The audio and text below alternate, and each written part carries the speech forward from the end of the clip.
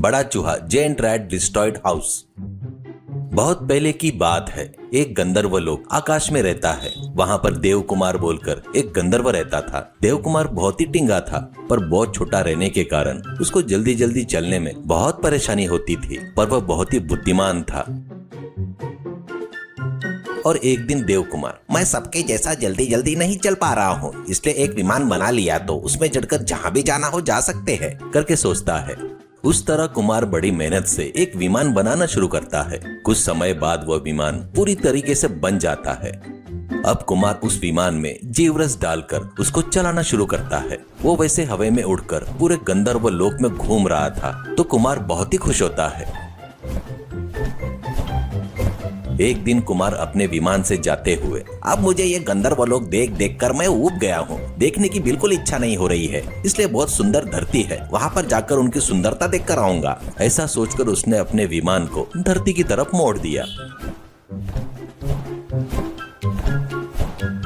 और कुमार विमान में बैठकर उड़ते हुए धरती की सुंदरता को देखते हुए उसका आनंद ले रहा था। अब उसका विमान एक जंगल में उड़ रहा था। उस जंगल में एक बहुत बड़ा चूहा उसका घर बनाकर उसमें रह रहा था। विमान हवा में उड़ रहा था तो उसमें कोई अचानक समस्या आ जाती है। उससे विमान ऊपर से नीचे गिर जाता है। वो सिंह आकार के चूहे के घर के ऊपर गिरता है। उस झटके से चूहे का घर पूरा हिलकर वो चूहा बाहर आता है। वो घर के ऊपर गिरे हुए विमान को देखकर, अरे कौन है रे तू? तेरे विमान के गिरने के लिए तेरे को मेरा घर ही मिला क्या? पहले अपना विमान वहाँ से निकाल करके कहता है। वो कुमार सावधानी से विमान से उतरकर, अरे बुरा मत मान दोस्त, मुझे ऐसा होगा करके बिल्कुल नहीं सोचा था मैं। थोड़ा रुको दोस्त, विमान क्यों गिरा है देखता हूँ करके देखकर, हे भगवान, इसमें तो जीवरस डालना भूल गया इसलिए गिर गया है करके कहता है। तो चूहा, जीवरस यानी क्या है वो? उसके बगैर विमान उड़ेगा नहीं क्या?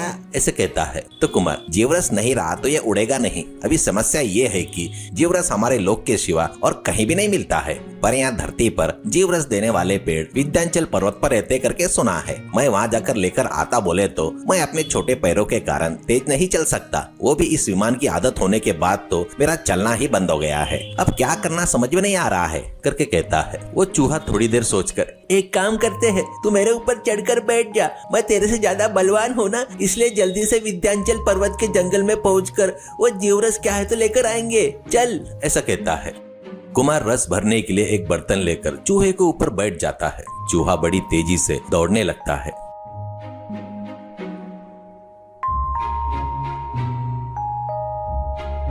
ऐसे थोड़ी दूर आते ही उनको एक नदी आड़े आती है। वो चूहा, अरे क्या माइला, मेरे को तो तैरना नहीं आता, अब मैं क्या करूं? अब इस नदी को कैसे पार करेंगे करके कहता है। तब कुमार चूहे के ऊपर से उतरकर, मुझे भी तैरना नहीं आता है यार, पर अपन इस डुंगा की मदद से नदी पार कर सकते हैं करके डुंगा को दिखाता है। ऐसे दोनों डोंगा के ऊपर से नदी पार करके दूसरे किनारे पर पहुंच जाते हैं।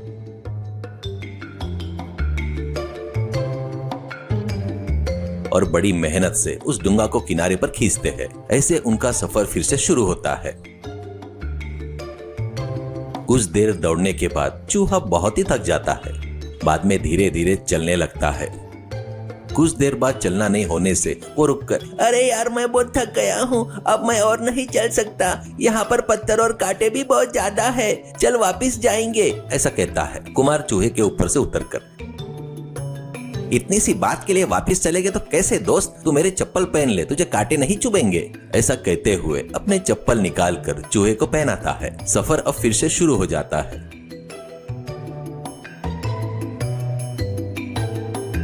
वो लोग विंध्याचल पर्वत के जंगल में पहुंचने के बाद कुमार, ये देख चूहे, अब तू रुक जा यहाँ पर आराम कर, मैं जाकर जीवरस लेकर आता हूँ, तब अपन दोनों वापिस जा सकते हैं ऐसा कहकर पहाड़ी पर चढ़ना शुरू करता है।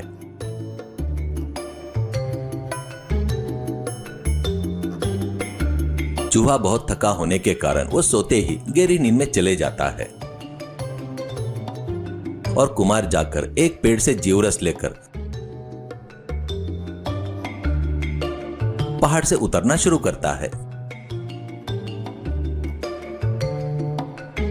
वो आकर सो रहे चूहे को उठाकर अब चलेंगे क्या, ऐसा कहता है। तो चूहा बर्तन अच्छे से पकड़ ले, रास्ते में छलक गया तो पहले ही धोखा हो जाएगा, चल चलते हैं करके बोलता है। ऐसे उनकी वापसी का सफर फिर से शुरू होता है। अब वो आखिरकार चूहे के घर के पास पहुंच जाते हैं। अब कुमार घर के ऊपर चढ़कर जीवरस विमान में डालता है। बाद में उसको शुरू करते ही काम करना शुरू करती है।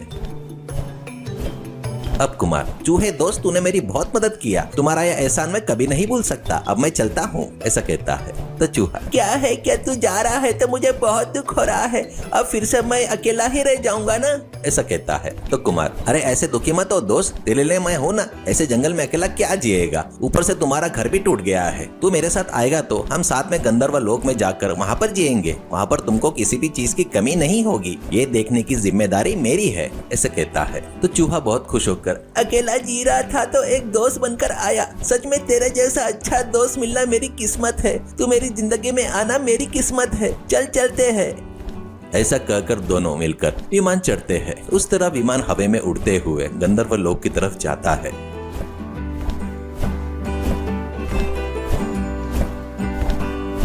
गंधर्व लोक में अब वो दोनों बहुत खुशी से प्यार से जी रहे हैं।